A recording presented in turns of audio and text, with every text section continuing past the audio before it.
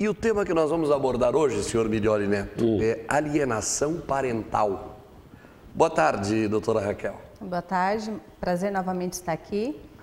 E vamos falar desse tema que está sendo discutido juridicamente falando há pouco tempo, né, em decorrência de uma lei que foi criada em 2010 para regulamentar a alienação parental, mas que infelizmente ela já acontece há décadas nas famílias brasileiras e isso vem atormentando a vida das crianças. Alienação parental é aquele problema enfrentado uma vez a separação dos pais e aí começa aquela disputa em que usam o filho, né?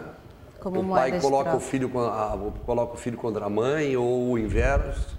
É a partir daí.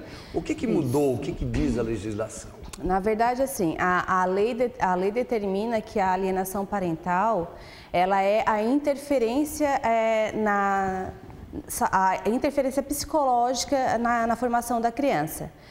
Quando o adulto manipula a criança contra uma outra pessoa. Eu digo com um adulto porque a lei ela é bastante abrangente no que diz respeito a quem pode praticar a alienação parental e quem é o alienado, no caso, né? Porque pode ser qualquer pessoa que esteja com qual a criança esteja sob autoridade, pode ser a pessoa que esteja sob a guarda da criança e pode ser quem esteja sob a vigilância. Via de regra, são os genitores. Um contra o outro, mas pode ser os avós, pode ser os tios, pode ser a família materna contra a família paterna ou vice-versa, pode ser a nova namorada do pai ou o novo namorado da mãe, entendeu? É aquele adulto que vai denegrir a imagem do outro para com a criança, seja falando mal, seja menosprezando atitudes, seja manipulando atitudes. E em casos mais graves, inclusive, seja embutindo na cabeça da criança falsas informações, falsos acontecimentos, inclusive em casos mais graves, com falsa ocorrência de prática de crime sexual, por exemplo. E o que pode fazer o marido, a mulher, o avô ou a avó, que é proibida, né, que é proibido de entrar em relação com essa criança? O que ela pode fazer? Na verdade, tem que se socorrer ao judiciário, né, através de um advogado da confiança, socorre ao judiciário em qualquer procedimento judicial que já esteja em andamento ou em um processo judicial próprio, vai informar para o juiz o que está acontecendo e, havendo qualquer indício de que esteja acontecendo alienação parental com relação àquela criança, imediatamente o juiz vai requisitar um estudo psicossocial através de uma equipe multidisciplinar, onde vão averiguar se realmente está acontecendo essa alienação parental, em qual grau, né?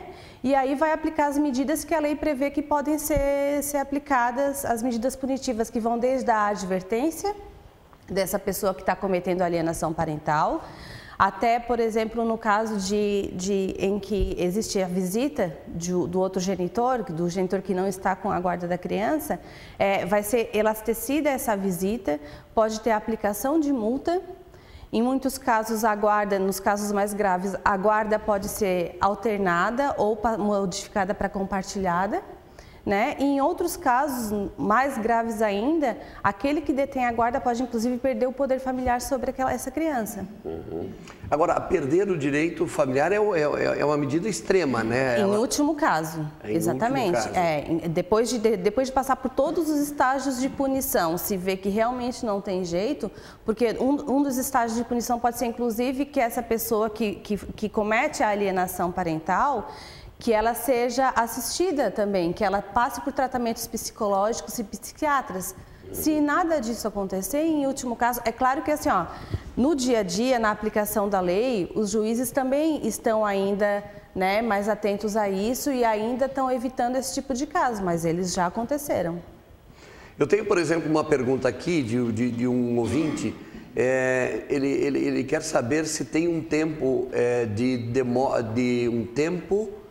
um tempo de demora fixado pela Justiça para estas decisões, pois já tem um caso na minha família de mais de 1 ano e ainda não decidiram guarda compartilhada. Eu Tá, não sei, eu não entendi muito bem, imagino que você tenha entendido. Na verdade, assim, pode ser feito o pedido liminar, cautelar, né?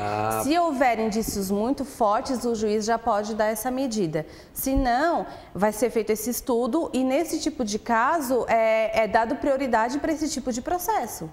Mas não é o único processo que existe nas varas de família.